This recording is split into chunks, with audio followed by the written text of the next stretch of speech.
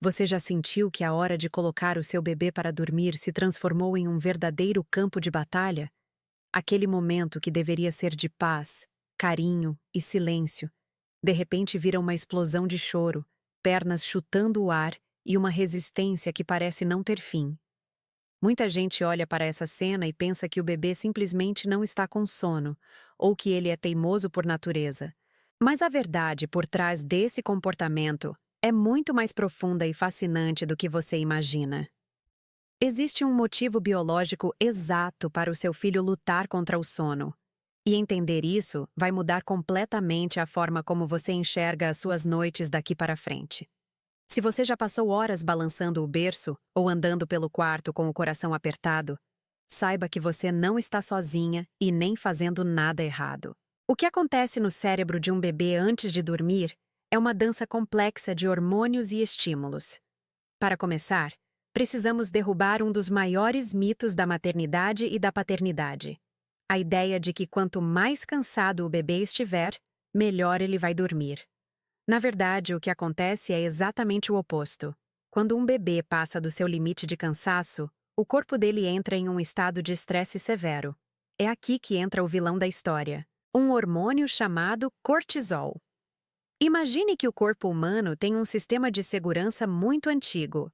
Quando o cérebro percebe que estamos exaustos, mas por algum motivo ainda não dormimos, ele entende que estamos em uma situação de perigo.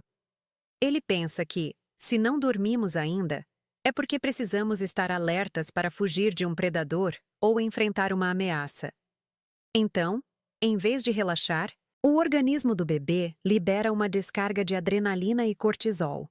É como se a criança tomasse uma xícara de café bem forte no exato momento em que deveria estar fechando os olhos. Esse é o fenômeno que os especialistas chamam de efeito vulcão ou efeito rebote. O bebê fica superestimulado, os movimentos ficam bruscos e o choro se torna agudo e inconsolável. Ele quer dormir, o corpo dele precisa de descanso, mas a química no sangue dele está gritando para ele ficar acordado. Além desse fator biológico, existe a questão do processamento sensorial. Pense em como o mundo é para um bebê. Tudo é novo, tudo é barulhento, tudo é intensamente colorido.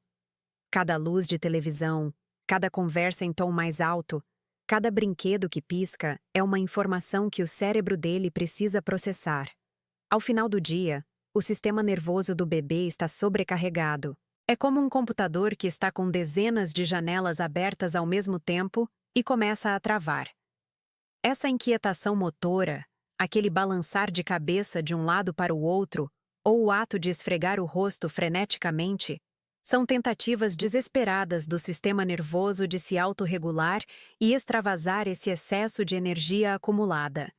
Outro ponto fundamental que muitas vezes passa despercebido são os saltos de desenvolvimento. Se o seu bebê aprendeu a rolar, a sentar, ou está tentando balbuciar as primeiras palavras, o cérebro dele está em festa. Durante a noite, o cérebro quer praticar essas novas habilidades. É por isso que, às vezes, você coloca o bebê no berço e ele começa a tentar fazer abdominais ou a girar como um ponteiro de relógio. Para ele, o sono é uma interrupção de uma descoberta incrível. E essa excitação mental se traduz em inquietação física. Não podemos esquecer também da famosa ansiedade de separação, que costuma aparecer por volta dos 8 ou 9 meses. Para um bebê pequeno, a compreensão de que as coisas continuam existindo mesmo quando ele não as vê, ainda não está totalmente formada. Então, quando as luzes se apagam e os pais saem do campo de visão, o bebê sente um medo genuíno de ser abandonado. A inquietação antes de dormir pode ser uma forma de manter você por perto, garantindo que ele está seguro e protegido. Agora, como é que a gente resolve esse quebra-cabeça e traz a tranquilidade de volta para o quarto? O segredo não está no momento em que você apaga a luz, mas em tudo o que acontece nas 2 horas que antecedem o sono. Para evitar que o cortisol domine o corpo do seu filho, você precisa respeitar a chamada janela de sono. Cada bebê, dependendo da idade, Tem um tempo máximo que consegue ficar acordado antes de precisar descansar.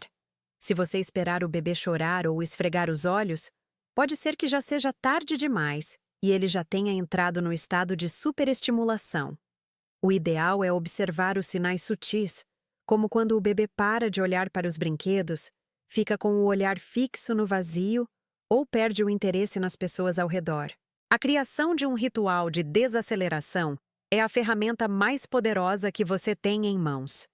Não precisa ser nada complicado, mas precisa ser constante. Comece diminuindo as luzes da casa cerca de 1 hora antes do horário pretendido para o sono. O cérebro humano precisa do escuro para produzir melatonina, que é o hormônio do sono, o oposto natural do cortisol. Evite telas de celular ou televisão perto do bebê, pois a luz azul desses aparelhos engana o cérebro, fazendo o pequeno acreditar que ainda é dia. Um banho morno, uma massagem suave com movimentos circulares e uma música de ninar em volume bem baixo funcionam como um sinal claro para o sistema nervoso de que o dia acabou. Fale baixo, diminua a velocidade dos seus próprios movimentos e tente transmitir calma. Lembre-se de que o bebê é como uma esponja emocional. Se você estiver estressada, ansiosa ou impaciente para que ele durma logo, ele vai sentir essa vibração e ficará ainda mais alerta, achando que algo está errado. A entrega desse processo acontece quando você entende que o sono não é um botão de liga e desliga, mas sim uma transição lenta e cuidadosa. Quando você consegue antecipar o cansaço e criar um ambiente que favorece a melatonina, a inquietação diminui e dá lugar a um sono profundo e restaurador. O bebê que dorme tranquilo não é aquele que foi exaurido até o limite, mas aquele que foi conduzido gentilmente para o repouso antes que o estresse tomasse conta. Entender essa biologia tira um peso enorme das costas dos pais.